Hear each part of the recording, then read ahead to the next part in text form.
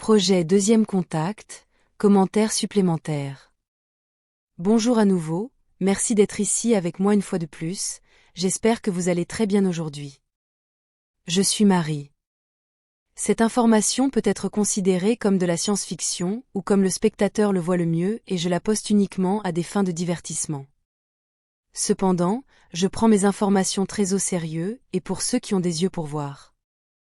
Il s'agit de la deuxième partie de la dernière vidéo, bien que je n'avais pas prévu qu'il y ait une deuxième partie, je pense qu'il reste encore beaucoup de choses à dire. Je sais que ce sujet intéresse beaucoup d'entre vous, principalement en raison de l'interaction potentielle, et de la proximité accrue avec des personnes amicales non terrestres. Et en soi, il est assez intéressant de voir comment cela va se développer, surtout en sachant tous les problèmes difficiles auxquels le premier projet de ce genre a été confronté lorsqu'il était opérationnel il y a quelques années. Comme je l'ai expliqué dans ma vidéo précédente, le projet Premier Contact a probablement été conçu pour échouer, comme une stratégie manipulatrice de la Fédération Galactique pour obscurcir davantage des agendas douteux, bien qu'il le nie, cela semble certainement être le cas lorsqu'on l'observe avec un œil averti. Ce deuxième projet n'a toujours pas de nom propre, je l'appelle donc simplement projet Deuxième Contact faute de mieux, et j'espère qu'un tel nom ne restera pas, car il est inapproprié et assez trompeur, car vous avez probablement remarqué, lorsque j'ai publié ma dernière vidéo, la première pensée qui vient à l'esprit est le fait que ce projet était censé ne pas avoir de contact. Pourtant, en observant de près la dynamique de ce projet, il ne peut pas fonctionner sans contact, même si les opérateurs tégétiens seront instruits de nier leur origine stellaire, s'ils sont acculés par des personnes du grand public. Mais ayant dit cela, et comme nous l'avons discuté ici dans mon groupe de soutien au travail du CIC, les seules personnes qui acculeraient l'un des opérateurs tégétiens du projet Second Contact seraient exactement vous, mon public direct, car c'est vous qui savez qu'ils sont là, et non le grand public, qui en fin de compte ne se soucie même pas de ces choses. Du point de vue du grand public, cela n'a aucun sens d'acculer un individu et de l'accuser, de manière amicale ou non, d'être un extraterrestre. C'est plutôt l'inverse, c'est lorsqu'un individu affirme ouvertement qu'il est un extraterrestre lorsqu'il est confronté par le grand public, exige des preuves, est attaqué, ridiculisé, et ainsi de suite, exactement comme cela s'est passé lors du désormais ex-projet Premier Contact, et à grande échelle. Ce ne sera pas le cas lors de ce projet Deuxième Contact, car les opérateurs tégétiens prétendront être de simples terriens, comme ils disent ici, des gens ordinaires faciles à confondre avec d'autres, donc ils seront en sécurité pour la plupart. Je le sais, car certaines rumeurs me parviennent, que beaucoup d'entre vous, mon public, chercheront activement en ligne, essayant de détecter des tégétiens se faisant passer pour des humains, peut-être même comme un sport. Je pense que c'est assez inévitable, alors, que puis-je dire d'autre que d'être responsable, respectueux les uns envers les autres, et, eh bien, amusez-vous. Mais je veux que vous sachiez que nous en sommes conscients. Pourtant, ce n'est pas l'objectif de ce nouveau projet, semer des informations partout, y compris dans des forums institutionnalisés et matriciels, tels que des forums scientifiques et philosophiques par exemple, ceux de certaines universités, des forums en ligne de ce type qui sont ouverts au public. Pourtant, les forums de sciences médicales ont été complètement écartés, car nous pouvons anticiper de forts problèmes venant de là si nous le faisions, pour des raisons évidentes, à l'exception des forums de médecine alternative et sur les soins à base de plantes et autres sujets similaires, s'ils existent seulement. La science médicale tégétienne est tout à fait l'opposé de celle de la Terre, donc aller dans ces forums va causer des frictions inévitables, pour le moins. Bien qu'il puisse également y avoir des frictions dans les forums d'autres sciences, comme l'expérience nous l'a appris, car en 2017, lors des dernières étapes du projet Premier Contact, Anneka de Temer, qui était l'une de mes prédécesseurs, a été expulsée d'un forum de physique du MIT, pour avoir prouvé mathématiquement que la théorie de la relativité était fausse, en utilisant uniquement des paramètres humains. Pour faire court, elle a prouvé en démontrant que la vitesse de la lumière n'est pas une constante, donc effondrant toutes les formules qui en dépendent pour ainsi dire. Je cite une définition en ligne de ceci pour prouver mon point de vue. Peu importe comment vous la mesurez, la vitesse de la lumière est toujours la même. La percée cruciale d'Einstein sur la nature de la lumière, faite en 1905, peut être résumée dans une déclaration d'une simplicité trompeuse. La vitesse de la lumière est constante. Fin de la citation.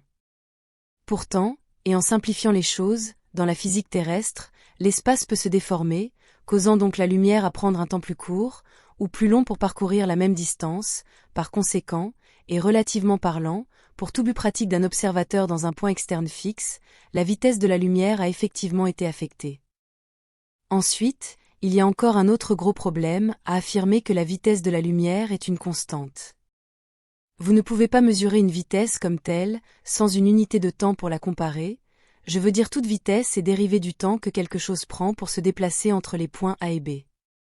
La science terrestre accepte pleinement que le temps soit fortement affecté par la présence d'objets avec beaucoup de masse, et par la vitesse et le mouvement.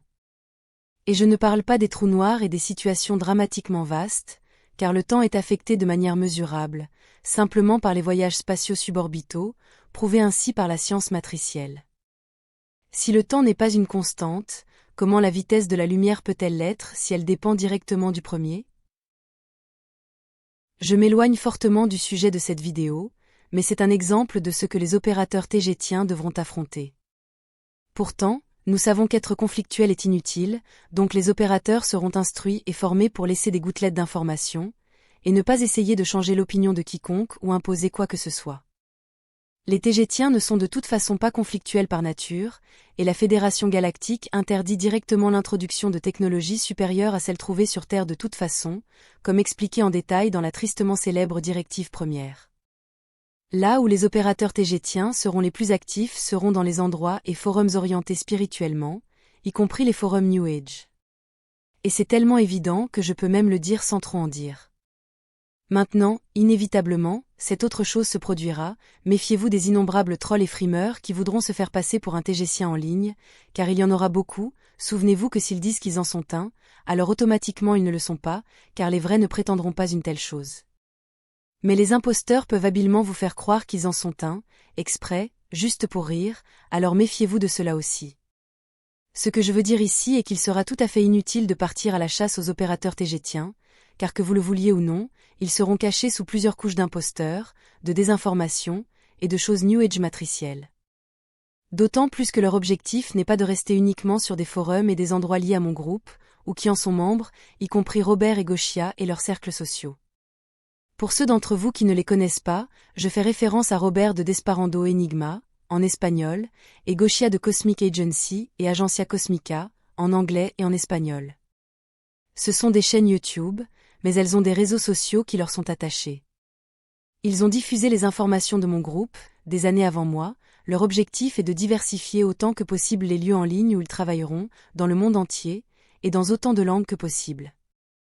Comme le nombre total d'opérateurs tégétiens sera d'environ 500 dans le monde entier, les chances d'en trouver un, ou d'en rencontrer un sont assez minces, d'autant plus qu'ils font de leur mieux pour ressembler le plus possible à des humains.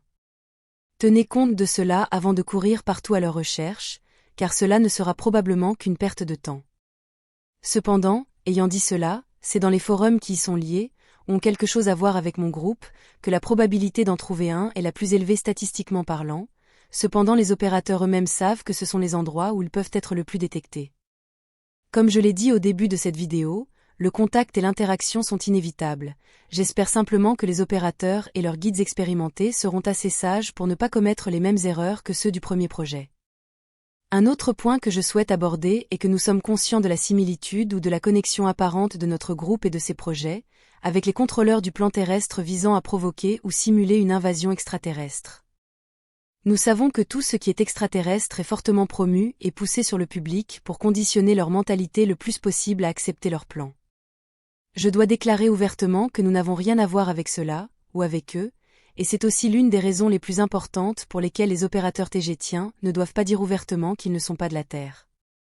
À moins qu'ils ne se trouvent dans un environnement en ligne fermé et confiné, avec des personnes partageant les mêmes idées, ce sera leur choix, et ce seront eux qui devront assumer la responsabilité de leurs actions. Leur mission est de semer des concepts et des informations pour élever la vibration de l'inconscient collectif humain, pas d'être en ligne causant des drames inutiles et divertissant des personnes non préparées. Les opérateurs sont conscients de tous les problèmes du premier projet, et seront bien adaptés et préparés à affronter les nouveaux défis.